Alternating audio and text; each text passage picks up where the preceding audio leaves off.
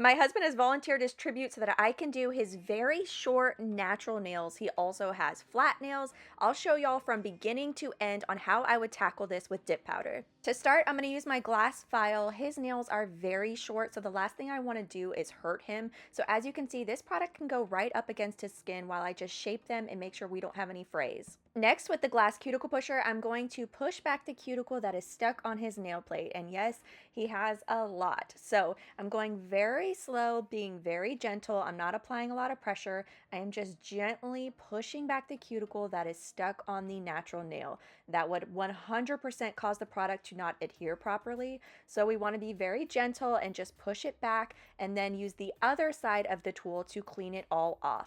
I am prepping his manicure to last, and I'll show y'all next week in a video. There's a new product launching on how I was able to remove his dip powder manicure in less than 10 minutes. If you like using cuticle removers or soaking your nails beforehand, you absolutely can. I personally don't like to do those methods if I'm doing dip powder right away. However, I absolutely could have done the prep process the night before and had his nails soak so that this would have been a little bit easier and faster. Once I'm done pushing back all of the cuticle on the nail plate, then I'm going to go in with this little buffing block. It's a 240 grit, so it's definitely very gentle. The higher the grit, the less coarse. So a lower grit is going to be more coarse. Then I'm going to focus mostly up here at that cuticle area again to make sure I don't have anything left on the nail plate. I like to use these little corners here to get up in those corner areas. And then we're going to make sure we get to those sidewalls and then gently remove the shine across the entire nail. Also, please notice that I'm not applying hardly any pressure. I'm literally just gently going across the entire nail. Here's the difference on what it looks like from removing shine versus his other natural nail. I repeat those same steps for each of the nails, just being very gentle, making sure I didn't leave anything on the nail plate that could cause lifting. Also, don't forget, I'm just a DIYer. I don't do other people's nails, so I haven't done someone else's nails in probably 5+ years. So this is very awkward and I'm moving super slow, but we're getting there. Here we are, we're all done. We're gonna dust it off, and now I'm going to go in with a dehydrator. This is a pH prep from Sparkle & Co. This will just remove any of the natural oils that's still on his nail plate.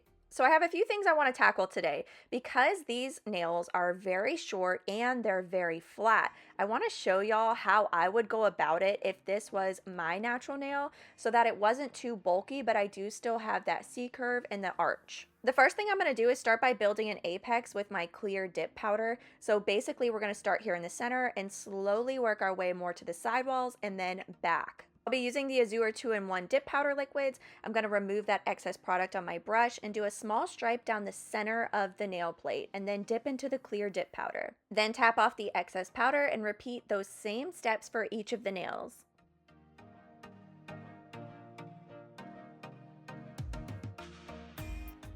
Once it's dry, I dust it off, and here's the shade I'll be using today. It's Chow from Revel Nail, and I'm going to stir it up first, and then we're going to go a little bit further back and a little bit more on the sides. I could have done this step with clear, however, I went ahead and started with the color because I wasn't sure how many layers of color I was going to do until I started to see how it looked on the nail. So that's why I went ahead now with color, but yes, you can do this layer in clear if you'd like, but this is a little bit lighter of a shade, so I want to start building the color now.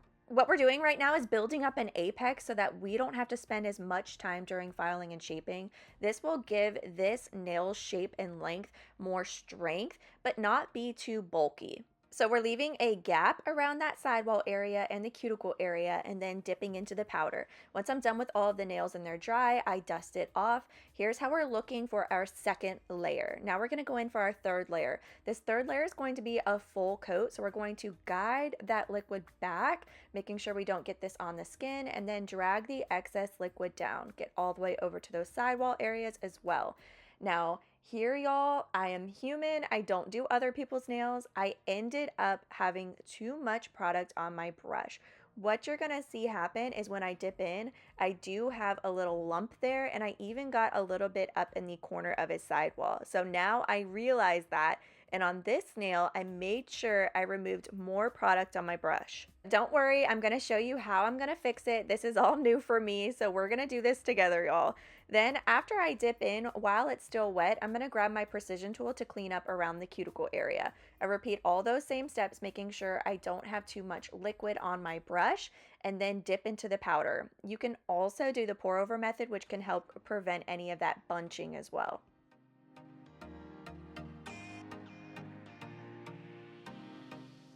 Now we're going to go in for another full layer across the entire nail with our base liquid. This time I'm being super careful again to make sure I do very thin layers on his nail.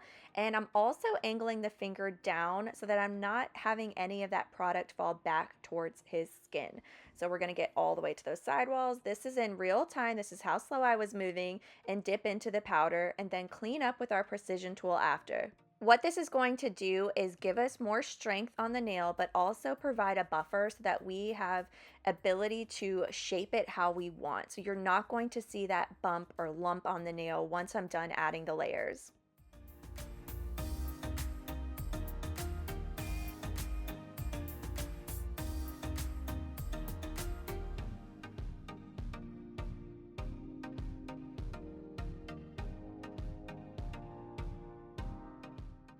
Now I'm going to do another full layer across the entire nail and dip into clear dip powder. I like to do this on all colors, glitters, everything, especially this shade because it is notorious for getting cloudy if you over buff it. And I am going to have to do some work since I messed up a little bit during application. However, I do know some people who just want to do color, and I understand that. This is just a personal preference that I like to add clear on top to protect it when I do shaping. Also take note on that pointer finger, it's already looking a lot better now that I've added a little bit of buffer on top of it, and it's going to be even better once we shape it. I'm going to show you how I will go about this with a chunky glitter. So I already went ahead and did a layer of clear down the center just like the other nails, and I'm going to do a hairline gap away from the cuticle area and the sidewall, and then pour the glitter over top. This is going to help us get just that finer glitter on the nail and dust it off. This next layer is going to be a full layer, so I guide that liquid all the way back, all the way over to those sidewalls, and then I'm going to dip in. This is going to give us a jam-packed full glitter look, and we're going to make sure that we press all those glitter pieces down so everything's laying flat. Chunky glitters can get really bulky really fast, so this is how I would approach this on this length and shape. Then I clean up with the precision tool, and here's how we're looking. Once it's dry, I can dust it off, and then I'm going to go in for one more full layer across the entire nail and dip into clear dip powder. This is especially important for glitters because if you file those glitter pieces, they will turn silver. So I am paying extra close attention to make sure I coat all of the glitter of the entire nail with this base liquid and dip into the clear. Then once I dip into the clear, I do a once over to make sure everything is fully covered. Now I can dust off these solid color nails and apply a layer of activator. Once I do activator on all of the nails, I'm going to wait 2 minutes for them to harden before I file, shape, and buff. I know they're hardened by the time I can click a nail file on them. So you're going to hear a clicking sound, which means they're properly hardened. So I'm going to be super gentle and just go around the free edge shaping first, and then go across the entire nail to smooth it all out and fix those lumps and bumps. Then I go in with a buffing block to really fine tune it across the entire nail and make it super smooth. Once I'm done, I dust all of them off, and I just want to show you guys an update. Remember how flat they were before? You can actually see a curve now on the nail, but it's not too bulky at all around the sidewalls or the cuticle area. Now it's time for our second layer of activator, so we apply a layer of this to each of the nails and then wait 2 minutes before we go in with a dry lint-free wipe. You can also use a dry napkin or a paper towel to make sure we don't have any leftover activator residue before we go in for top coat. For top coat, my first layer is just 3 quick strokes on the nail. This is in real time, that's how slow I'm moving, and then I wipe my brush off before returning it to the bottle. Then once this layer is dry, I'm going to go in for layer number 2.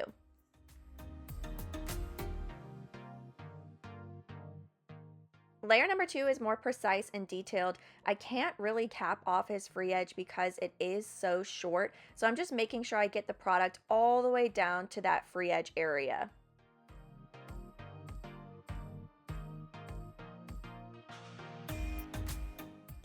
Once it's completely dry, it's time for the most important step, which is cuticle oil. So I'm just going to put this around each of his nails and rub it all in. Thank you so much to my husband for letting me borrow your nails and hands. I hope that this shows you if you have this nail length or shape, you can absolutely do it. This is just how I would personally go about it. You can do more layers, less layers, whatever works for your nail length, shape, and lifestyle. Stay tuned next week. I'm going to show y'all that removal video, how I was able to remove this dip powder manicure in just a few minutes with a new product that's launching. Thank you guys so much for watching, and I'll see y'all next week.